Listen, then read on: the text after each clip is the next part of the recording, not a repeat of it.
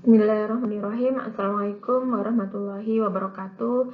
Ketemu lagi dengan saya, Yaya Sa'diah, guru SMK Negeri 1 Indramayu, mengampu mata pelajaran Proyek IPAS.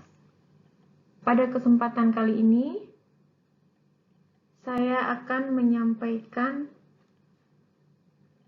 LKPD atau Laporan Kerja Peserta Didik Proyek IPAS Pembuatan Telur Asin. Adapun tujuan pembelajarannya untuk meningkatkan keterampilan pada mata pelajaran Proyek IPAS, membuat telur asin ini merupakan usaha untuk mengembangkan keterampilan dan mengadaptasikannya pada suatu pekerjaan. Materi tentang telur asin, di mana telur merupakan salah satu sumber protein hewani yang sering dikonsumsi oleh masyarakat. Hampir semua zat gizi yang diperlukan tubuh untuk hidup sehat ada di dalam telur. Selain kandungan proteinnya tinggi, yaitu 12,8 sampai 13,1%, telur juga mengandung air, lemak, dan komponen lainnya berupa karbohidrat, kalsium, dan juga fosfor. Untuk telur asin sendiri adalah telur segar yang diolah dalam keadaan utuh dan diawetkan, sekaligus diasinkan dengan menggunakan bahan utama garam. Telur asin adalah salah satu produk olahan telur yang pembuatannya sangat mudah dikerjakan. Pada prinsipnya, proses pembuatan telur asin adalah penggaraman. Rasa asin pada telur dikarenakan adanya proses osmosis pada telur, yaitu garam, natrium klorida mula-mula akan diubah menjadi ion natrium dan ion klor. Larutan garam akan masuk ke dalam telur melalui pori-pori kulit, menuju bagian putih dan akhirnya ke kuning telur.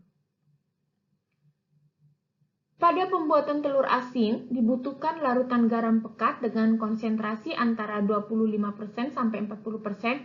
Makin tinggi kadar garam dalam telur asin akan semakin meningkatkan daya simpan produk. Namun, di sisi lain akan menjadi tidak disukai oleh konsumen karena rasanya yang terlalu asin. Oleh karena itu, harus dicari konsentrasi atau kadar garam yang tepat yang dapat memberikan daya simpan yang optimal dengan rasa yang masih dapat diterima. Kualitas telur ditentukan oleh kualitas bagian dalam dan kualitas bagian luar. Adapun pengawetan telur, prinsipnya untuk mencegah masuknya bakteri pembusuk ke dalam telur dan mencegah keluarnya air dari dalam telur. Sedangkan alat-alat yang digunakan untuk membuat telur yaitu baskom, ayakan, adukan, dan juga toples plastik. Untuk bahannya sendiri menggunakan telur bebek, garam, abu gosok, batu bata halus,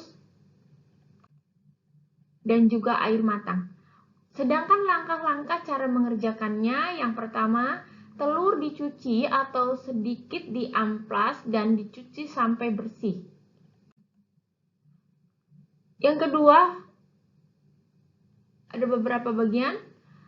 Perlakuan percobaan membuat adonan menggunakan abu bata halus, tanah liat, dan garam dapur disatukan dengan perbandingan 1:1:1 dan 1:1. Untuk berikutnya, membuat abu dengan garam dapur, perbandingannya 5:1.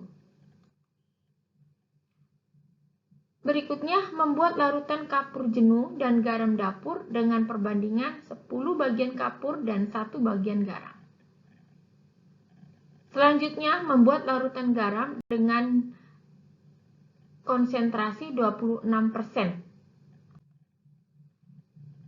Yang ketiga, untuk perlakuan A dan B, telur yang sudah bersih kemudian dilumuri dengan campuran adonan, kemudian diatur dalam suatu wadah dan dibiarkan pada suhu kamar selama 2 minggu. Keempat, untuk perlakuan C dan D, telur yang sudah dibersihkan kemudian direndam dalam larutan garam dan larutan kapur selama 2 minggu. Yang kelima, telur kemudian dicuci sampai bersih dan direbus sampai matang. Keenam, proses pengemasan telur. Demikian lembar kerja peserta didik dalam pembuatan telur asin. Terima kasih.